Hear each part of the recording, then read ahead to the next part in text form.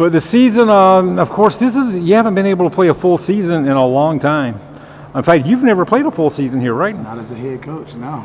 Yeah. In 3 years, and each year we've had to deal with cancellations, changes, COVIDs, quarantine, and a bunch of, all the other normal things that you got to deal with for the season. And on top of that, so no, I've not had a full season quite yet. But during the past couple of seasons, you've had to mentally and physically prepare for a full season thinking that's what's going to happen. How disappointing is it once you do all that work, get all these practices in, and then you get told, well, you're not playing? It does suck, but it's adversity. And that's one thing that we got out of all the changes and cancellations and quarantines is that, adversity is going to happen in life. So we take it with stride and control what we can control and do the best we can. And, did it come out the way we wanted to? No. But we're going to be prepared. We're going to be ready to do whatever it is that we need to do as far as the football team and the student athletes and coaches. So it sucks, but we get the opportunity to play. We love that. And what was your record this past season? 1-9. 1-9. Okay. So with the record you had last year, do you think the fact that the players didn't know exactly when they were going to play, did that play a role in maybe not having the season you wanted? I would say no, because every school was going through the same thing, and there are plenty of teams out there who were successful. And as coaches, it's our job to make sure that we are as consistent as possible. And we were very transparent with the kids. Like, there is a bunch of things that's going to happen that are completely out of our control. We can't control it. We just have to control how we react to it. Yeah, it's tough, but it's our job to make sure that we make it as feasible and as consistent for the kids as we can. Was it hard to get players to come back after last season? Yeah, it's definitely is a process of getting kids back out and getting kids to trust the process, and not just kids but parents also.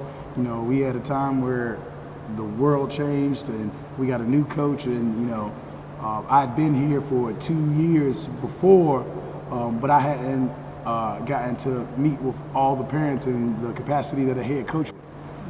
So getting them to know me and trust what we're doing, it was a process, and it's been difficult. And this year we've had our highest numbers since 2019. Wow. So how many players you got? You think will be on the sidelines? Varsity will have between 45-50 players on the sideline. Wow, that is good. Which is up from 32 last year. Who are the players to watch this year? We got a bunch of good guys to watch. In the senior class, Jared Yonker's going to be big for us. He's our quarterback. He's smart, great leader, does everything he's supposed to. He's a great student athlete. Antonio Robinson's playing linebacker for us, and he's been a force for us over the past 2 years. He's all region. Also in linebacker is Miles Robinson. He's been an outstanding player. He's a junior in the class of 2024. He'll make sure some pads pop out there. We'll also have some guys who didn't play last year and some new guys. One guy we're really excited about, Gus Starter, plays tight end for us. He's been a big kid. He's played baseball. He came out football this year, and he has impressed us so much. Up front, we got 4 out of our 5 offensive linemen coming back. That's including our biggest guy, Jackson Maddox. He's 6'4", 310. He's come back this season healthier. He had an ankle injury at the end of last season, and he's back healthy. He's stronger. He's a little bit more agile, and let the kids tell you, he's a little bit more meaner this year. So we got a couple guys that will be a big impact for us in this season. When you look at your schedule, is this a tough schedule this year, an easy schedule? When you look at it, what do you think? Every game's challenging for us. Every game is. Traditionally, Waccamaw has not been the most successful team. We have had good years. So every game that we go out, we got something to prove. We got a chip on our shoulder. So I say every game is tough. Our schedule, to me, is tough. Our region has got to be one of the toughest 3A regions in the state.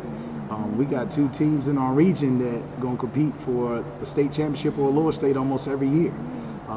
Then there are teams that are getting better in our region every year. Loris is getting so much better every year.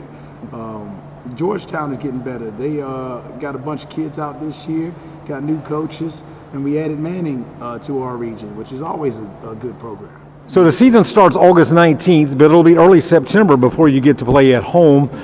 That's because of the new turf field that's being installed. How do you feel about that turf field? Extremely excited. That turf field looks so nice. They have done an outstanding job. I can't thank our superintendent, Keith Price, our administration, our athletic directors enough, and the community enough, because this is so huge for the kids, We want to provide them with the best experiences possible when they play football. And having that turf field helps provide that experience, because we're going to be able to play on it, rain, sunshine. It's going to be a little bit faster for the kids, and it's going to be able to compete with some of the facilities that are around the state and around the East Coast. Because I always tell the kids that when we compete, we want to compete against not just everybody in the state, but everybody in the nation. And having that new turf field is going to have our facilities up to par with some of those top end programs. Now, have you coached on turf before? I played on turf. Okay. I guess I've coached. Yeah, we played on turf last year in our playoff game against Brooklyn Casey. Okay. So, yeah. And the reason I asked that, because once we posted this story back in March that the school board approved the funding for turf fields at all 4 high schools, we had several people comment on our Facebook page that the players have a better chance of getting hurt on turf fields. Is that true anymore?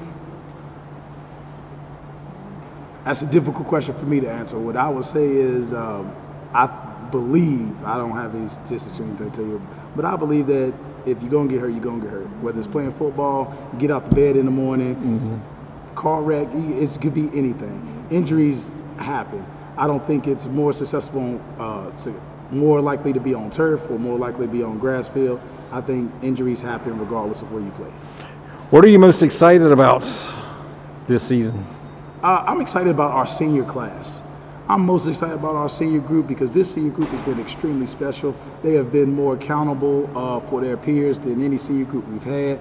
All our senior group are great student athletes. They're leaders within the school, within the community, and they take pride in that. And all these leaders, the one thing they want this season over most of all is they want to win. That's what they want. They want to win. So they push and make everybody around them better because they want to win. And that's infectious. That effort, that pride in Waccamaw Warriors, that hard work ethic is infectious to all those around them. So I'm excited to get out there and see those guys compete at the high level that I know that they can. All right. Anything else you want to say? I'd like to say thanks to our community, thanks to all those who support, thanks to our administration, our district, our superintendent, our principal. They've done a great job supporting us, and I would be so glad to see everybody out there on Friday nights cheering.